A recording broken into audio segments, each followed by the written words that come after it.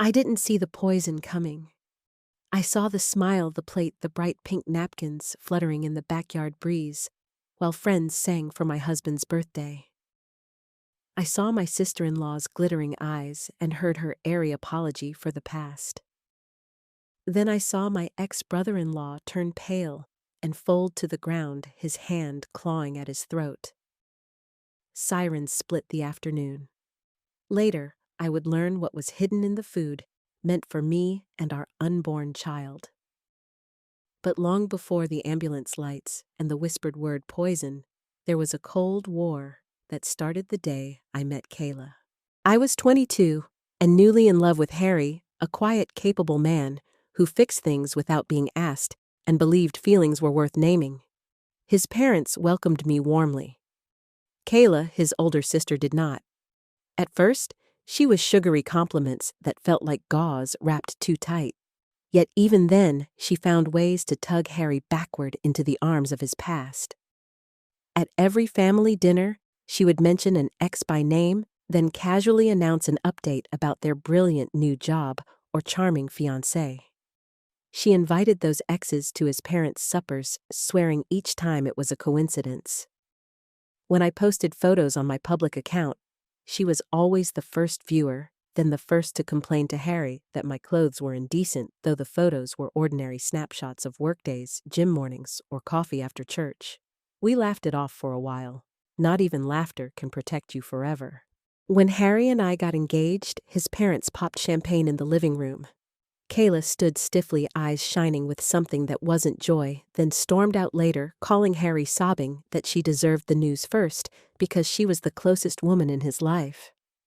She sent me a message that read like a warning disguised as advice rules for how I should treat her brother, reminders that she had always been there before. I left it on read and focused on choosing flowers. She noticed the ignoring. People like her always do. Kayla inserted herself into dress shopping and the bridal shower, offering critiques as if they were gifts. When I discussed centerpieces with my future mother-in-law, she laughed loud enough for the shop to hear and announced that my taste had no class. She told Harry he could do better. I finally told her she was no longer invited. She performed shock as though she'd been slapped, then called Harry to complain that I had humiliated her. He backed me without hesitation and told her she'd return only if she apologized. She did in text, and I chose silence over more drama. On our wedding day, the venue glowed in pinks and pastels, a gentle cloud of color that made the room feel like a dawn that wouldn't end. Kayla arrived in a black floor-length gown with a veil, visiting guests one by one to mourn the loss of her brother to another woman. When Harry quietly asked her to stop, she accused me of being controlling. After she staged a second scene at the reception, my in-laws asked her to leave. We didn't speak for months after that. Sometimes peace is not reconciliation. Sometimes it's simply distance. Then, life tried to soften her. She miscarried with her boyfriend Jamie 2 years later. Grief rounded her voice. It made me kinder because I could not imagine that kind of emptiness without wanting to wrap anyone in blankets and soup and time. We let her visit our son Nate, who had arrived like sunlight after a storm. With him, she was gentle. With me, it didn't last. She returned to the grievance chorus, bad bosses, jealous friends, a world aligned against her, and she never took the stage without a villain, often me. That spring, she announced her wedding to Jamie and somehow didn't invite us. Her explanation was almost comic. She feared I'd ruin her day by wearing black the way she had at mine. Harry told her he wouldn't attend and wouldn't help pay unless she corrected herself. She cried, apologized, charmed, and won me over just enough that we came and smiled for photos. The marriage lasted months. One evening, she arrived with a suitcase and a sobbing heart. Harry and I gave her the guest room. She asked why I showered after early gym sessions, why I carried a change of clothes, why I liked my body the way I did. The questions felt forensic. At a family lunch, my mother-in-law mentioned a story about a divorce after infidelity, and Kayla pivoted, eyes bright, to ask if Harry and I had signed a prenup. When he said we hadn't, she smirked and announced that cheats abound, then implied I was meeting someone because I often had clothes in my bag. She even joked that maybe Nate wasn't Harry's son because he didn't look like him. Harry, calm, steady. Harry broke. He told her she had crossed a line no sister should approach, that she projected her chaos onto other people, that her cruelty was a canyon no apology could bridge. He apologized to Jamie and walked out without looking back at her for the first time in his life. We blocked her number that night. A year slid past like a good dream. Then 2 months ago, the test turned pink and our world expanded. We decided to announce at Harry's birthday, a backyard party at his parents' house with fairy lights tangled in the hedges and laughter softening the air. Kayla arrived uninvited, smiling wide, claiming therapy had wisered her, asking publicly to make amends. My in-laws offered to send her away. Harry chose civility, and I chose grace because the day wasn't about her. When we told everyone we were expecting, the crowd cheered. My mother cried. My father-in-law saluted Harry like a proud captain. Kayla's face went glassy. Minutes later, she glided to me with a plate and a bright voice. She wanted to serve me dinner herself, she said, for old time's sake, to make it right. The shrimp shimmered on the porcelain.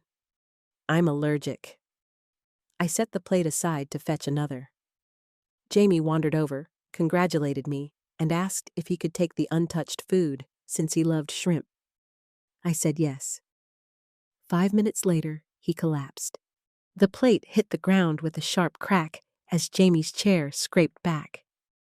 He staggered, hand pressed to his throat, eyes bulging, and then he crumpled. For one long second, the party froze into a painting, balloons, fluttering forks suspended, my breath caught in my ribs. Then chaos detonated. Someone screamed. My mother-in-law dropped her glass. Guests swarmed forward. Harry and Kayla knelt beside Jamie as his body convulsed. He can't breathe, a cousin shouted. My father-in-law barked orders, his military voice cutting through the panic. An ambulance was called. Sirens wailed closer with each heartbeat. I stood rooted, staring at the plate now smeared with food and broken porcelain. That plate had been mine. Kayla had placed it in my hands, smiling like she was turning a page. The truth drummed against my skull. I could have eaten it. Worse, our unborn baby could have been touched by whatever was in that food. My palms slicked with sweat. Harry rose, his face carved with dread, as paramedics rushed through the garden and lifted Jamie onto a stretcher. Kayla's sobs pierced the air. Guests murmured about allergies, food poisoning, bad shrimp. My gaze wouldn't leave the plate. I wanted to scream that it wasn't shrimp, that it wasn't chance, that Kayla had delivered it to me like a gift wrapped in poison. But my throat was a fist.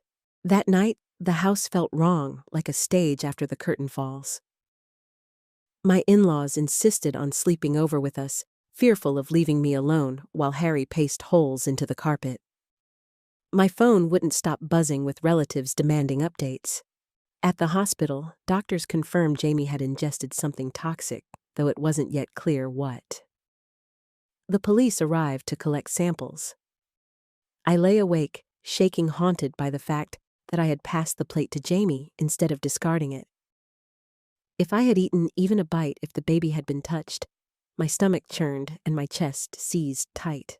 By dawn, I could no longer contain the truth. At breakfast, with Harry and my in-laws at the table, I admitted what had happened, that Kayla had given me the plate smiling, and that I had nearly eaten it before Jamie asked for it. Their shock mirrored my own. Harry's face shifted from confusion to fury as the words fell. My mother-in-law suggested checking the security cameras installed around the house, and we gathered around the app like jurors. The footage spoke louder than anything I could have invented. Kayla walking toward me with the dish, me hesitating, Jamie taking it, then collapsing minutes later. The silence afterward was thick as tar. Harry's jaw flexed with rage. My in-laws looked hollowed out, their daughter's intentions made undeniable by the cold eye of a camera. The decision was immediate. They would take the evidence to the police. Whether or not Jamie pressed charges, this had crossed into a crime. I felt faint, with both relief and dread.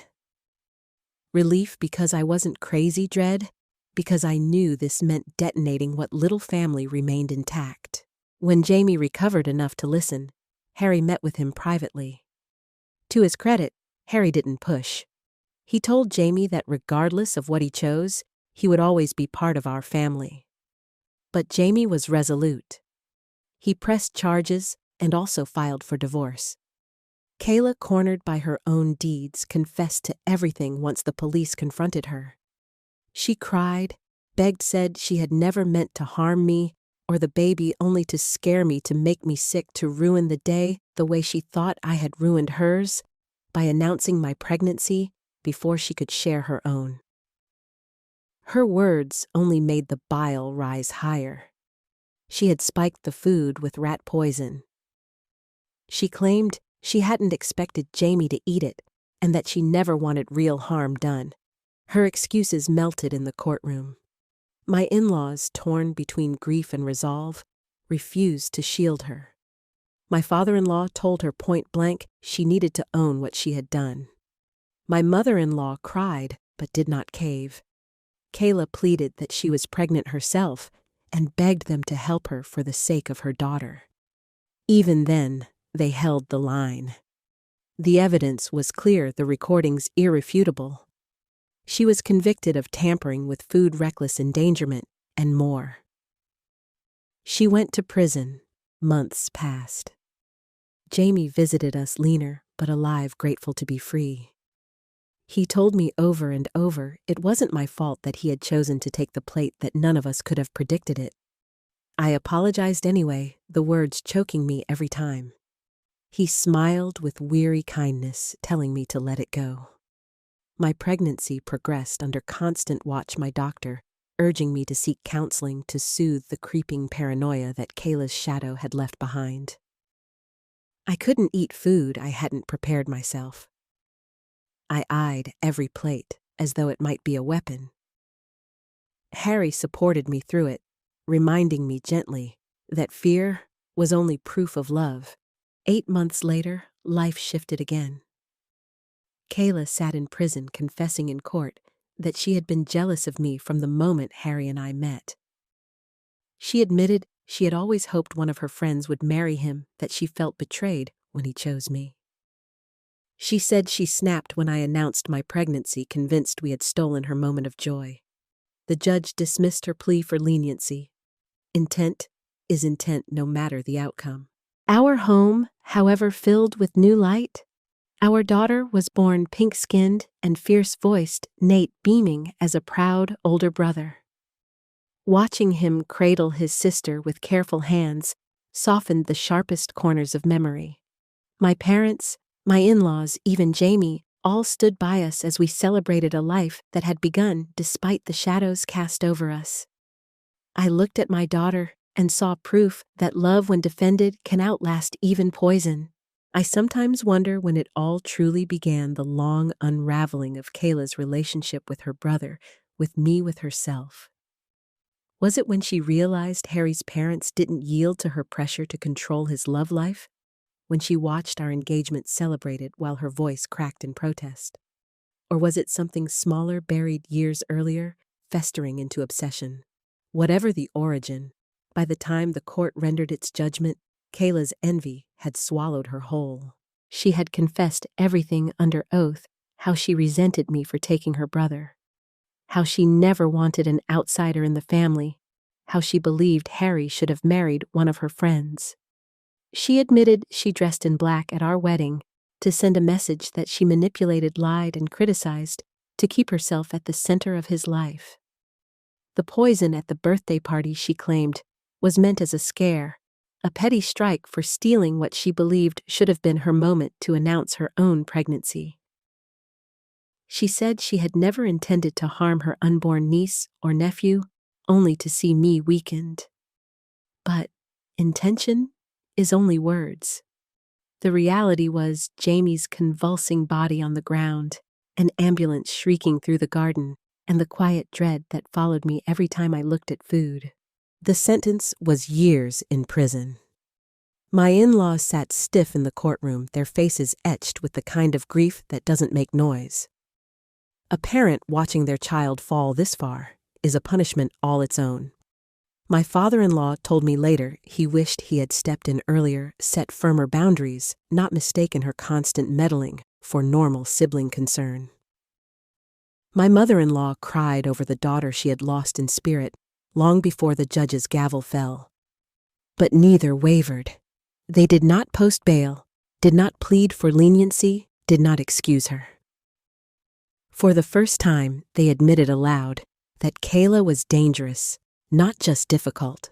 Jamie finalized the divorce soon after. I saw in him a man freed, though scarred. He came to family dinners again, smiling faintly when Nate tugged his hand to show him toys. He reassured me with quiet steadiness that I wasn't to blame, that my guilt was misplaced. "You saved yourself," he said once, "and that saved the baby. I was in the wrong place at the wrong time. Don't carry my pain like it's yours." His words eased me, though I knew some part of me would always replay that night, the handoff of a plate that nearly altered our lives forever. Pregnancy, under such a shadow, was a lesson in balance.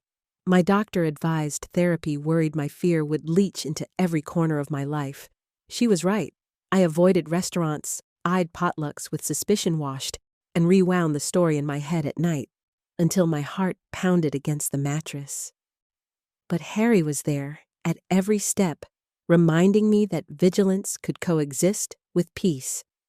He made me tea, sat through appointments, placed my hand over the swell of our daughter, and whispered that love was stronger than fear.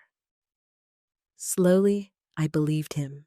When our daughter arrived, it felt like the world exhaled. Nate kissed her forehead with a seriousness beyond his years. My parents hovered with pride, my in-laws with relief, and Jamie stood in the corner, smiling as if he had been given back something he thought he'd lost. Holding my daughter, I felt both gratitude and sorrow that Kayla, locked away, would never see her niece, that she had chosen venom over joy. Yet I also knew that my children were safer without her shadow hovering near. Over time, I came to understand something crucial. People like Kayla thrive on control, on keeping others off balance, on bending narratives until they are the center of gravity. For years, I mistook her cruelty as protectiveness, her insults as insecurity, her manipulation as desperation. I believed if I stayed patient, if I forgave enough, if I extended kindness, she might soften. But her envy was a well with no bottom. No amount of kindness could fill it. Some bonds are not broken by circumstance, they are broken by choice. Harry often says that standing up to his sister finally and completely was like waking from a long dream. He regrets not seeing the pattern sooner, not protecting me more fiercely earlier on. But he also knows that without those years of erosion, we wouldn't recognize the depth of what we have now. Our marriage has been tested by fire, and what survived is stronger than anything I imagined when I first slipped the ring on my finger. The story of Kayla is not only about betrayal and poison. It is about how far envy can drive a person, how blindness to boundaries can corrode families, and how standing firm even when it shatters relationships can protect the lives that matter most. It is about choosing peace over chaos, truth over manipulation, and love over fear. Looking back now, as I watch my son teach his baby sister to stack blocks, I know we endured something dark, but not defining. Darkness leaves scars, but it also sharpens gratitude for the light.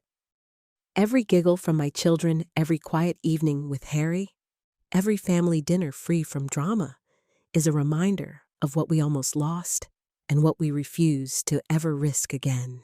If you've stayed with me through this journey, thank you for listening. Please remember to like this video, share it with others, subscribe to the channel, and comment your thoughts below.